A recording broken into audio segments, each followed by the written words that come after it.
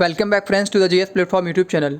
दोस्तों आज है 6 मई 2020 और आज की वीडियो हम लोग करंट अफेयर्स के टॉप 10 क्वेश्चंस को देखेंगे। वीडियो के एंड में आपसे 2 क्वेश्चन पूछे जाएंगे, जिनमें से एक क्वेश्चन करंट अफेयर्स से रिलेटेड होगा और दूसरा क्वेश्चन जीएस से रिलेटेड होगा। आज की वीडियो की पीडीएफ के लिए आप हमारे इस वीडियो के डिस्क्रिप्शन बॉक्स में जाइएगा। वहाँ पर आपको हमारे टेलीग्राम चैनल का लिंक मिलेगा। हमारे टेलीग्राम चैनल का नाम है द जीएस प्लेटफॉर्म, जिसको आप ज्वाइन कीजिएगा, जहाँ पर आपको सारी पीडीएफ प्रोवाइड कराई जाती हैं और टेलीग्राम चैनल पर क्विज भी प्रोवाइड कराई जाती हैं विभिन्न विषयों से संबंधित। आज की वीडियो की शुरुआत कल के प्रश्नों के रिवीजन से करते हैं।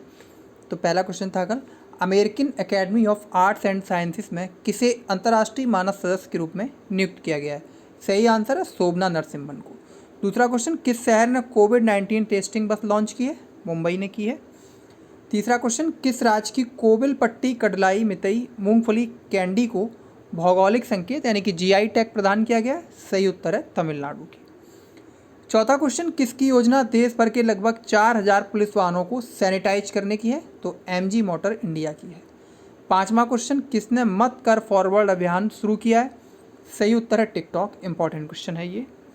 छठवां क्वेश्चन, किस देश ने गेंद को चमकाने के लिए लार के इस्तेमाल पर प्रतिबंध लगा दिया है? सही उत्तर है ऑस्ट्रेलिया ने। सातवां question, international fire fighters day कब मनाया जाता है? सही उत्तर है 4 मई को। आठवां क्वेश्चन, न्यूजीलैंड का वर्ष 2019 का सर्वश्रेष्ठ वनडे क्रिकेटर किसे चुना गया? सही आंसर है न्यूजीलैंड के कप्तान केन विलियमसन को। कल के कुछ के आंसर, कल आपसे करंट अफेयर्स में पूछा गया था कि कौन सा राज्य मनरेगा के तहत रोजगार देने वालों में शीर्ष पर है? मनरेगा के तहत रोजगार देने वालों में सही आंसर है छत्तीसगढ़। जीएस में आपसे पूछा गया था किसे मिनी हड़प्पा के नाम से जाना जाता है? तो लोथल को मिनी हड़प्पा के नाम से जाना जाता है। अब आज के प्रश्न, पहला क्वेश्चन, किस राज्य ने हॉटस्पॉट में रहने वालों के लिए आरोग्य सेतु ऐप डाउनलोड करना अनिवार्य कर दिया है? सही आंसर है इस क्वेश्चन का ऑप्शन ए, उत्तर प्रदेश। उत्तर प्रदेश सरकार ने राज्य के हॉटस्पॉट क्षेत्रों में रहने वाले लोगों के लिए आरोग्य सेतु ऐप डाउनलोड करना अनिवार्य कर दिया है। राज्य सरकार ने कार्यालय खोलने और औद्योगिक क्षेत्रों में काम फिर से शुरू करने के बारे में निर्देश जारी कर दिए हैं। उत्तर प्रदेश में कोविड-19 के एक्टिव केसों की संख्या 5 मई तक 1838 थी, इसलिए हॉटस्पॉट जोन और कंटेनमेंट जोन में निगरानी प्रबंधन के लिए विशेष निर्देश जारी किए गए हैं। बात उत्तर प्रदेश की करें तो उत्तर प्रदेश का पुराना नाम संयुक्त प्रांत था और उत्तर प्रदेश की स्थापना जो हुई है वो 24 जनवरी 1950 को हुई। ठीक, उत्तर प्रदेश में बात करें विधानसभा सीटों की तो उत्तर प्रदेश में विधानसभा सीटों की संख्या है 403। एक एंग्लो इंडियन मनोनीत की जा सकती है अनुच्छेद 333 के तहत। उत्तर प्रदेश में लोकसभा सीटों की संख्या है 80, राज्यसभा सीटों की संख्या है 31 और द्विसदनी विधानमंडल है, विधान परिषद सीटों की संख्या है 100। अगला क्वेश्चन, किस राज्य ने सार्वजनिक परिवहन के लिए चालू वित्त वर्ष में नए वाहनों की खरीद पर पूर्ण प्रतिबंध लगाने का फैसला किया है? सही आंसर है ऑप्शन सी, हरियाणा ने।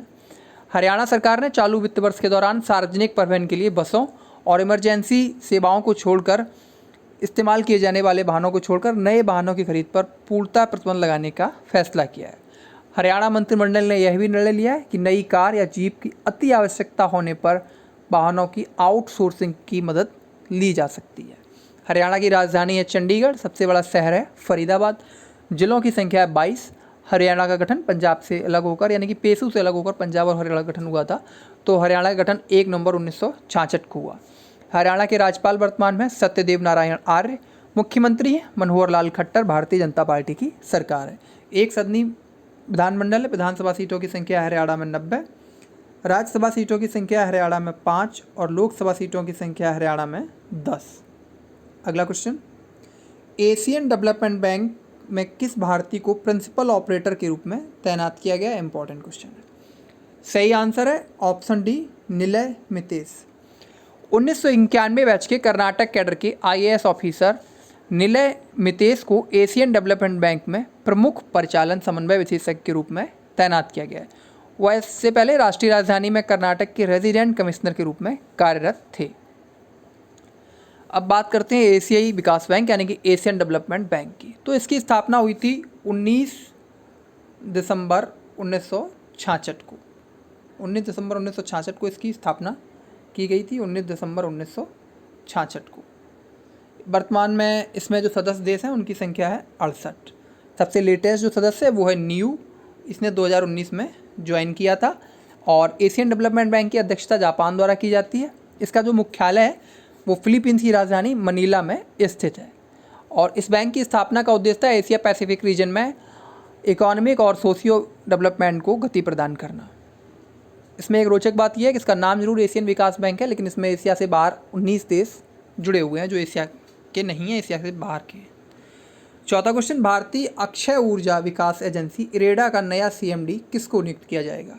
इंपॉर्टेंट क्वेश्चन है। सही आंसर है option B, Pradeep Kumar Das. Cabinet की नियुक्ति समिति ने प्रदीप कुमार दास को भारतीय अक्षय ऊर्जा विकास एजेंसी इरेडा के नए CMD के रूप में नियुक्त करने के लिए अपनी सहमति प्रदान की। प्रदीप कुमार दास वर्तमान में भारत पर्यटन विकास निगम लिमिटेड में निदेशक वित्त का पद संभाल रहे हैं। दास को इस पद पर 5 वर्ष की अवधि के लिए नियुक्त किया गया है। अब इरेडा की बात करते हैं तो इसका फुल फॉर्म है Indian renewable energy development agency. ये इरेडा से अलग है जो कि बीमा से संबंधित है, ये इरेडा है। इसकी स्थापना की गई थी कंपनी अधिनियम एक्ट 1956 के तहत 1987 में। इसे भारतीय रिजर्व बैंक के नियमों के अंतर्गत नॉन बैंकिंग फाइनेंशियल कंपनी के रूप में रजिस्टर्ड किया गया है। इसका उद्देश्य नवीन एवं नवीकरणीय ऊर्जा स्रोतों से संबंधित परियोजनाओं को प्रमोट करना, इनका विकास करना तथा इन्हें वित्तीय सहायता प्रदान करना होता है।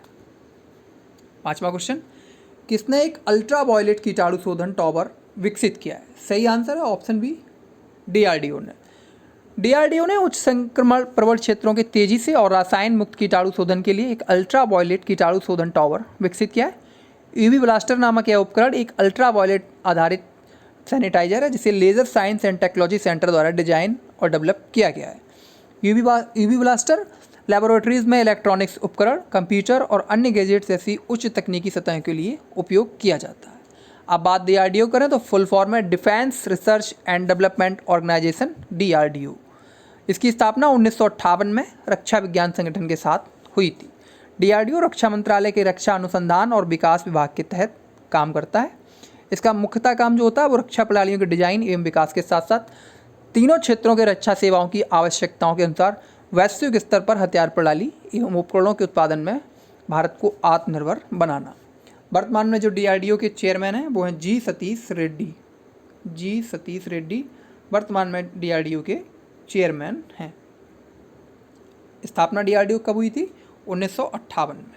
ये 2 चीज़ें आपको याद रखनी। अगला क्वेश्चन, कौन सा देश आर्कटिक जलवायु की निगरानी के लिए पहला आर्कटिका M उपग्रह लॉन्च करेगा? इस क्वेश्चन का सही आंसर है ऑप्शन डी, रूस। रूस 2020 के अंत में आर्कटिक जलवायु की निगरानी के लिए पहला आर्कटिका M उपग्रह लॉन्च करेगा। यह उपग्रह विकसित किया जा चुका है और इसका प्रक्षेपण 2020 के लिए योजनाबद्ध है। इस उपग्रह को फ्रॉस्ट बूस्टर वाले सोयूज 21V वाहक रॉकेट द्वारा लॉन्च किया जाएगा। यह रिमोट सेंसिंग आर्कटिका M ध्रुवीय क्षेत्र में मौसम संबंधी स्थितियों की निगरानी करेगा। अगला क्वेश्चन, किस देश में 2021 विश्व एथलेटिक्स चैंपियनशिप का आयोजन 2022 में किया जाएगा? इंपॉर्टेंट क्वेश्चन है। सही आंसर है ऑप्शन डी, जापान। जापान में 2021 वर्ल्ड एथलेटिक्स नहीं है, यहाँ पर एक्वाटिक्स है, पानी से संबंधित। एक्वाटिक्स चैंपियनशिप अब 2022 में आयोजित की जाएगी। यह कार्यक्रम शुरू में जापानी शहर फुकुओका में 2021 की गर्मियों में निर्धारित किया गया था। हालांकि मार्च में 2020 टोक्यो ओलंपिक के स्थगित होने के कारण इसको अब 1 साल आगे बढ़ा दिया गया है। अगला क्वेश्चन, किसने कोविड-19 कथा का शुभारंभ किया? इस क्वेश्चन का सही आंसर है ऑप्शन सी, डॉक्टर हर्षवर्धन। केंद्रीय स्वास्थ्य मंत्री डॉक्टर हर्षवर्धन ने 3 मई 2020 को कोविड-19 डिसीज़ पर एक मल्टीमीडिया गाइड कोविड स्टोरी का शुभारंभ किया। कोविड स्टोरी एक दिलचस्प और इंटरैक्टिव मोड में जनता को वैश्विक संकट पर समेकित और प्रामाणिक जानकारी प्रदान करती है।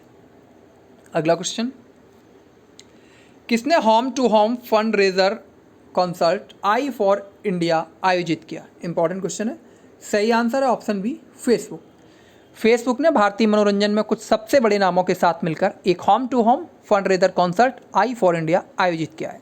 इस फंड रेजर कॉन्सर्ट से होने वाली 100% आय ऑन ग्राउंड राहत प्रयासों का समर्थन करने के लिए गिव इंडिया द्वारा डेवलप्ड कोविड रिस्पॉन्स फंड में दी जाएगी। गिव इंडिया 23 राज्यों में भारत का सबसे बड़ा मंच है डोनेशन के मामले में। अंतिम क्वेश्चन, विश्व अस्थमा दिवस मई के किस पहले दिन को मनाया जाता है? इस क्वेश्चन का सही आंसर है ऑप्शन बी मंगलवार।